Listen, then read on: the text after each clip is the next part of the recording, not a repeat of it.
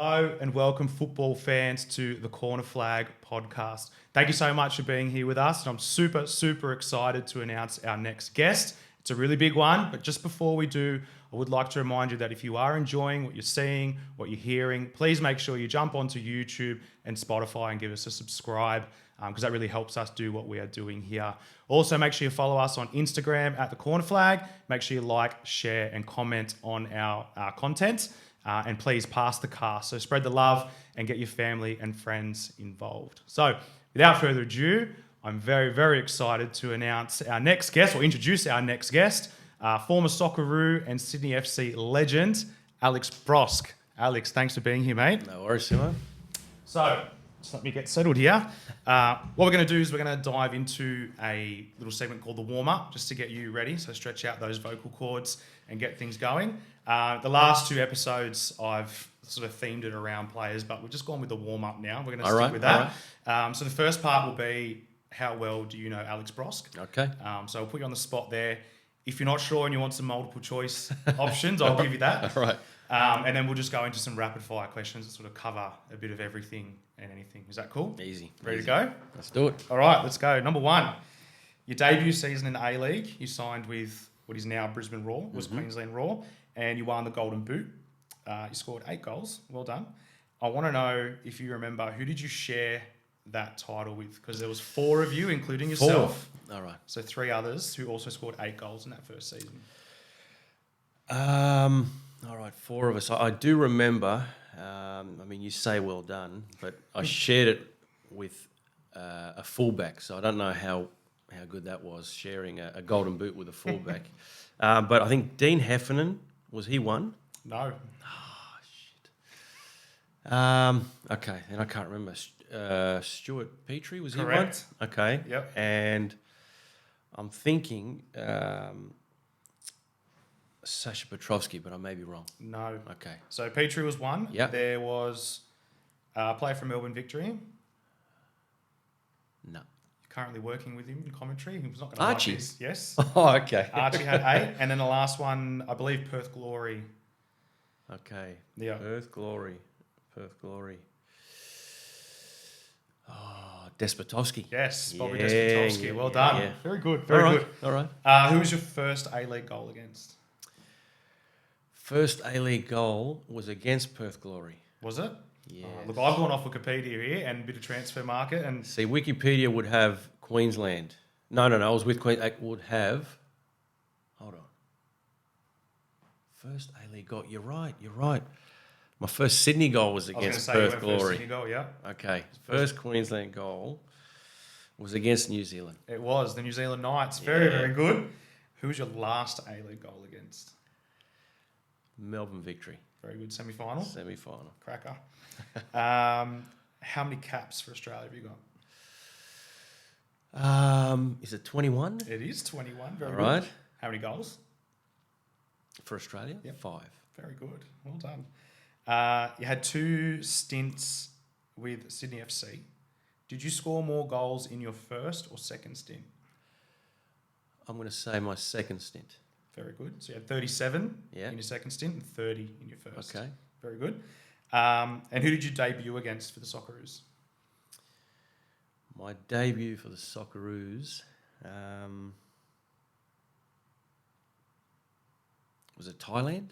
It was not. It was a OFC Nations Cup game. Yes, it was. And I can't remember who against. It's Fiji. All right. Yep. Well, according to Wikipedia, Yeah, no, transfer market. Yep. You are right. Who was your first goal for the Socceroos against? I think that was Thailand. That was Thailand. Yeah. Okay. Correct. Do you know your Socceroo cap number? No, it would be 600 and something. No. 7. 400. Oh, 400. 479. Okay. Yeah. Yeah, I was presented with that last year, actually. Yeah. It's nice they've gone back and done that. It is. I feel like it's something that wasn't done. No, it's good. But you can go back and look through all the like it's all. Oh, right. Yeah, it's all there. It's all available. No, that's so good. That's good. yeah, that was really interesting. I found that. 2 more. In our How Well Do You Know Alex Brosque? How many straight red cards have you received? I don't think I've received any. Correct. Yeah. couple for 2 yellows. Well, that's my next question. How many How times many? for 2 yellows? I got two in Australia, and then I think 2 in Japan. Ooh, I have 3 here all up. So 3? there's only 1 in Japan. But Yeah, okay. like I said, we don't know how reliable Wikipedia is, so maybe someone's gone and edited So that in. 3 here, and you don't have who they're against. One was not against the sure. Jets in a semi-final. I remember costing us in that one. Yep. One was against Brisbane. I thought it was a bit harsh, the second yellow. None of them would have been for back chat, would they? There would at least have been one of each 2 for backchat, yes. Yeah. Yes. Yeah, and the other one for probably trying to defend. Yeah. The attempt. Yeah. Cool, very good. All right, we're going to go into the rapid fire questions. So these will cover a bit of everything. One I'm interested to know is you played with a lot of great attacking players over the years. Was there anyone that you felt you had a telepathic connection? So someone that you didn't even really need to think about, and you're on the same page. Is there anyone that really stands out in that sense? Look, without a doubt for me, there's probably, look, I wouldn't say 2. I think there's an arrogance in me thinking that I had that with someone like Juninho. I feel like the quality of Juninho allowed me to do what I do, but I felt like, so in terms of a telepathic understanding, I feel like I had that with Mark Bridge. When we played together, very similar type of players. We both played and read the game quite similarly, I think, and it was awesome playing with him. I remember just knowing that, wherever I was on the field, I sort of knew where he was. I knew any ball getting played to me, if I stepped over it or let it go, he'd be behind me, and vice versa. So I think that understanding between us was I haven't had with any other player. And with Juninho, again, it's more one, I didn't have that, but it was just one where he was that good that I knew as soon as he got it, and through him telling me, right, like he would tell me, listen, when I get the ball, you just run. You find space, you get away from your defender, I'll put it where you need to be. So that having a player like him, again, not a telepathic understanding, but just having that quality behind me. Yeah. I remember that was being awesome. But with Bridgie, that understanding I haven't had with anyone else. Yeah. Awesome. Can you talk me through your beard routine? It's always on point. What's going on? How much time are you spending on that? Oh, look, to be honest, not a lot. I spend a lot more time on the hair. That that takes a while. And when I was playing as well, because it sort of happened back end of my career. I remember I went on a trip to Vegas, and one of the boys who I'd sort of recently met, my brother's friend, had a thick, luscious beard, and I remember just talking to him all the time about it and admiring it, and thinking I'd never gone past the stage of a bit of stubble. It just started to look bad on me, so I'd always shave. And he said, mate, just stick with it, go a couple of months. So I did try it after that trip, and it ended up just sort of growing exactly how I'd hoped. And he gave me the routine of the shampoos, the conditioners, the beard oil, all of that. And mate, I don't do any of that, to be honest. So there's already some grey starting to come through, so I'm looking at some dyes to keep it brown, mate. But that's it. Very good, very good. No, it is always on point, and same with the hair too. So love that. Who's your best jersey swap? Oh, I should have looked. Or if you've got a couple. I should. Oh, you know what? And it wouldn't be a swap because he just gave me his. But Steven Gerrard's. That's my favourite. We played a couple friendly games. Pretty fortunate. With Sydney, we had Chelsea, we had Liverpool, Tottenham come out here. Played against Argentina in the Olympics, but didn't really, like Tevez, Mascherano were in that team, but I didn't get any of the big boys in that one. I can't even remember who's I got, to be honest. Mm-hmm. But the jersey itself, that Argentina jersey is unreal. So I did get one of those, but probably Stevie Gerrard as a Liverpool fan. And I didn't play him anywhere near at his prime. They came out here for a friendly, and he was one of the legends that played in that game. And managed to get his jersey afterwards, so that was nice. Yeah. And he didn't take yours, I didn't even offer it. I said, mate, can I have your jersey? He said, yep, there you go. Yeah. That was it. Yeah, okay. It would be interesting seeing a Brosque jersey hanging up in his place. Yeah. Which head coach do you think was able to get the best out of you? I'd probably say Arnie. I think the way he approached every game and breaking things down was something I'd never seen before. And I'd had Arnie before, so I feel like even him as a manager, throughout his career, and he's openly said it, when he took over the Socceroos the first time, he wasn't ready. He felt the players didn't really respect him, and he was doing things that other managers were doing. Whereas, I think in evolving and learning and understanding what great managers are doing, it changed what he was doing. And I feel like, when I came back to Sydney and he brought me back from overseas, just seeing the way he simplified the game for us players, every one of us went into the game just understanding our role so well, knowing what we had to do, and I feel like he was someone who great man manager as well. So the way he always kept the players happy, was always about the change room and making sure that environment was good. Just made for a real enjoyable season every time we went out and played. Regardless, I think it was tough in the early couple of years, but after that, once he got his groove and we found ours with him, we were sort of unstoppable for a while there, and it was enjoyable to play in. Back into my career as well, so you start at those years to wonder how long you got left, and it starts getting more difficult with the body, making sure you're able to keep playing week to week.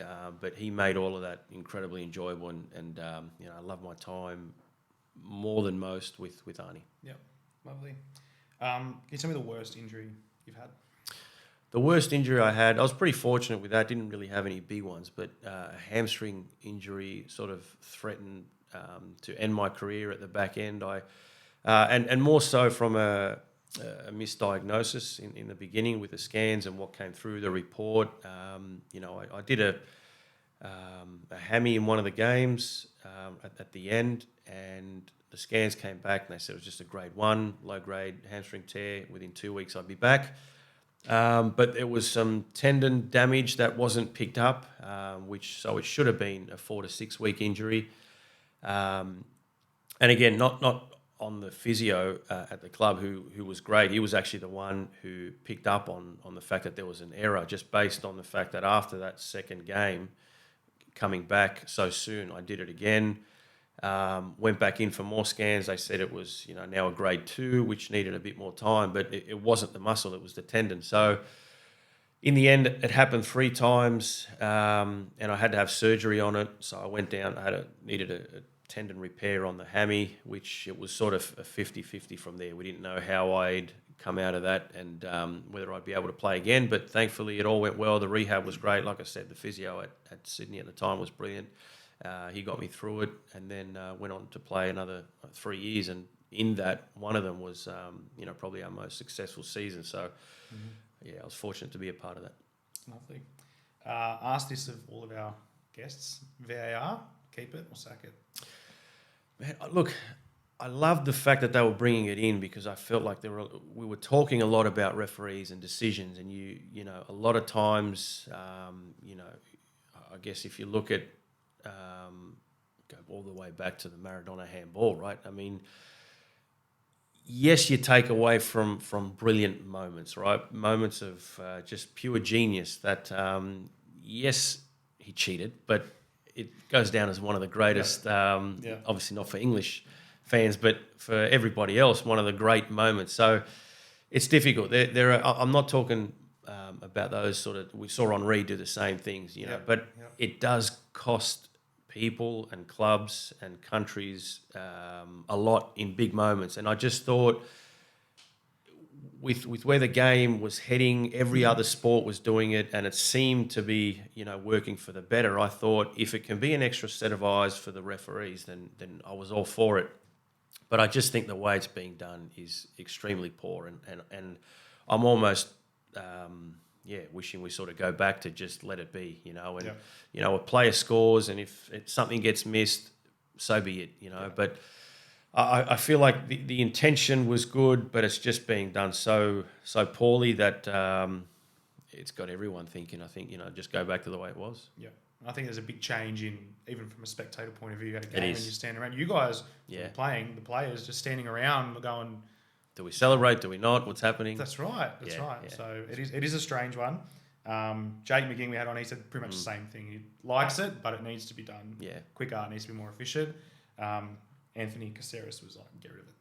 Yeah. See, I don't know how it is around the world, but I've sort of said it a few times here. If you get footballers that know and understand the game, because I think we look at a lot of red cards that are happening now, and they're so poor because they slow it down and everything. You know, if you freeze frame it, yeah, that looks like a bad tackle, but it's not. You know, if it may have just scraped him and there was no, force behind it, no intent to hurt. It was just a normal sliding tackle. But at one moment, it looks terrible, and they give a red card. Yeah. I feel like players have a better understanding of the game sometimes, all the time, compared to a referee, someone who's going off a textbook. You know, so that's not the way to referee a game. And I think a lot of the VAR decisions are ref that way. You know, they read a rule and go, "Yep, by the letter of that law, he should be off." But you need to have a feel for the game. It's hard, especially with I find the front-on challenges where it's hard to not go in with studs. That's and a lot of the time they win the ball, yeah. And then the follow-through might get it even with the trailing leg, and they've gone, oh, that's a reckless challenge. Yeah. And you're kind of like, well, I don't know. Like, No, if someone tackled me like that, I'd be like, good challenge. Be fine, Like, exactly. well They've taken the hardness out of the game completely. Yeah, definitely.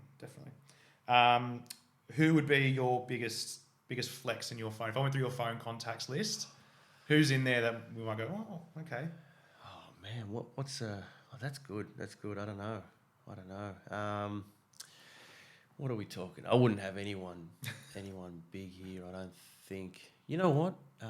Probably, and I don't even know if it's his number anymore. Yep.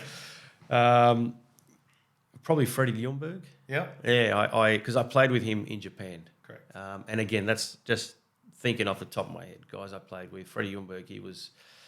I don't know how he ended up at Shimizu in Japan. I would have expected him to go to Urawa Red Diamonds or Gamba or so, like a big club. He ended up at ours. And I played, I think, half a season with him. Thankfully, he didn't come back because I was able to take all his boots and bring it home with me. But he's probably one. And again, I don't even know if it's his number anymore. Yeah. No, that's a good flex, though. He's done a few things, hasn't he?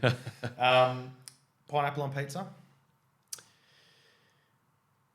What was that? Pineapple on pizza. Pineapple on pizza? Yes. No. Horrendous. I don't like pineapple to start with anyway, but to throw it on a pizza, no. No, it's a big no from Alex. There you go. Messi or Ronaldo? Don't have to explain. You can give me an answer. Messi. Or you can explain. Messi. What was Alex Brosque, the school student, like?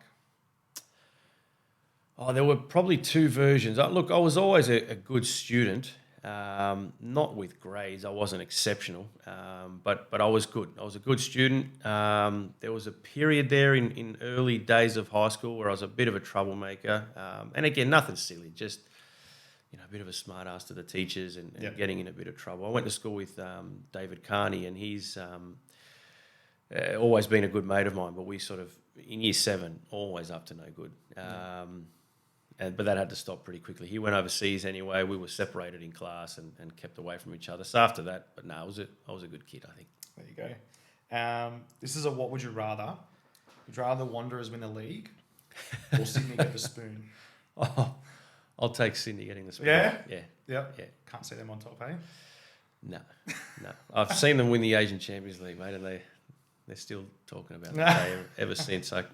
Look, it was a big moment, to be fair. I was happy for them. I was away when it happened, so hadn't really fully understood. I wasn't back and wasn't living back home in Western Sydney. Didn't really understand and feel the derby at that point. So I was happy for them, but I mean, they haven't stopped talking about it since, have they? So correct.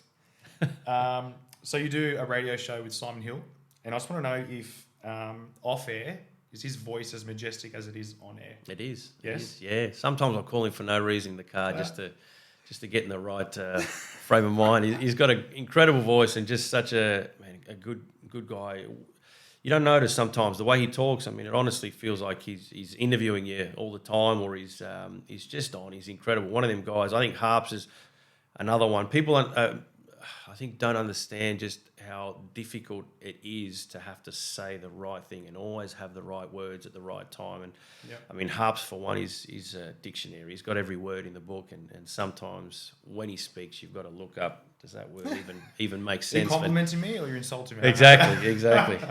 But Simon Hill, mate, legend of the guy. It was a shame that there was a couple of years there where he was out of the game. But mate, just one of those voices who you love hearing all the time. Yeah, and he's now really I think he's the voice of Australian football. Without a doubt. When you watch A-League or the Socceroos or anything, that's who you want. Any big moment, any big highlight, like you said, in the A-League or Socceroos has got his voice behind it, and it makes it so much better. And you can tell he's just an avid football fan as Yeah, well. he Like is. like you said with the referees, like you need players in there sort of make the same thing with the commentary. If you've got the commentators, and I'm sure most of them are big football fans, but you can see that he genuinely loves it, and you can hear it. The way when he talks about it, even just on your radio show when he's just talking football in general, not so much commentating, you can just tell this is his life. Like he loves it, you know. Yeah. So if you can have a chat with him, we'll get him on the podcast, I think, at some point. Of the players you've played with, who had the best banter? Like who was someone in the change room that, you know, was just great to be around, good laugh? Anyone that sticks out? Look, there's probably a couple. I'd say Terry McFlynn is one. Being Irish, he just always had that sharpness about him. You know, something would happen, he'd always have the right remark and just have everyone in the change room cracking up. Great bloke as well. I think Carney as well, more for the dumb things he'd do than anything else, but also just a great bloke. I think Zulo was one. He was always the butt of all the jokes. He's the one guy in the change room you need just to take the piss out of. You know, you need him because he takes it, he gives it. So he was great, and I'd say Bridgie as well. He was another funny bloke. Yep, lovely. And what about on an end of season night out? Who would you want next to you? Who do you want to be hanging around? Who's in your round of drinks? Probably those three again, and I'd say Ivan Achevsky's another one. He keepers are different. They're a different breed of footballer. They think different. I mean, you have to be right to stand there and get balls kicked at you all day. There's got to be something wrong with you a little bit, right? So keepers are different, but he was the most normal Nachevsky out of all of them. Roomed with him for a couple of years as well. Great bloke, and any night out, he was always there with me till the lights came on. So he's a good bloke to have. Awesome. You've worn the number 14 a lot. Is there a reason why? What's the... Mate, unfortunately, no great reason. It was the only number left when I came to Sydney. So they had their all the numbers. I think Andrew Packer, when I came from Queensland Raw to Sydney that second season, Queensland, I was 19 there, came back. Dwight York was 19, so there's no way I was taking that. And to be fair, I was always one where whatever number was available I took. I didn't really care all that much. And Andrew Packer left Sydney. The 14 was there. They gave it to me. I didn't ask, and that was it. Iconic now. Yeah. Well, mate, I ended up when I think the option was there after the second season to change it. But like I said, I went to Japan and they gave me number 30 when I went there, and they wanted me after that first season. They wanted me to wear the number 7, and which is an iconic number around the world, right? And I was like, no, just leave me with a 30. But for whatever reason, I came back and Alex with 7 on it was there. So, mate, I was one of them. Never had any real attachment to numbers, whatever they gave me. Okay, very interesting. And who did you? I know you're a Liverpool fan. Who did you enjoy watching growing up? Doesn't have to be Liverpool, but yeah. Look, there's probably two. I think from an Australian point of view, Harry Kewell was definitely a favourite of mine.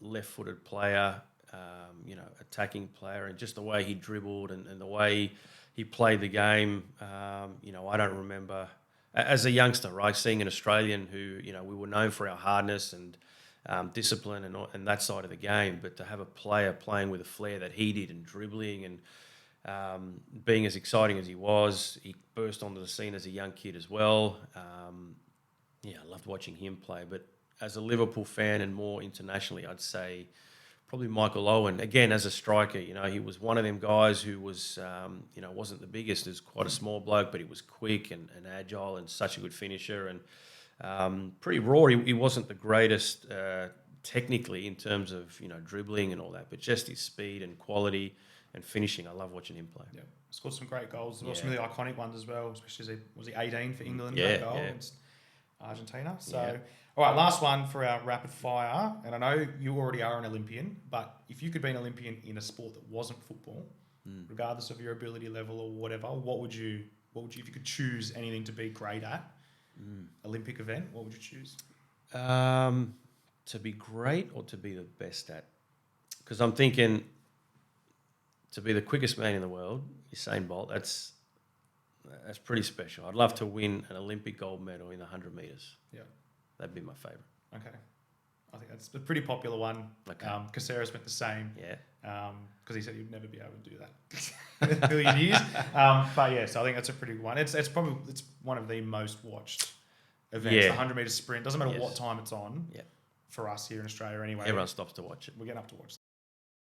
Well, there you have it, football fans. Our little warm-up with Alex Brosque is done. Make sure that you stay tuned to Spotify and YouTube, and make sure you subscribe if you haven't already for the release of the next episodes with Alex Brosque. Thanks for choosing to score some goals, and remember to celebrate with the quarter flag.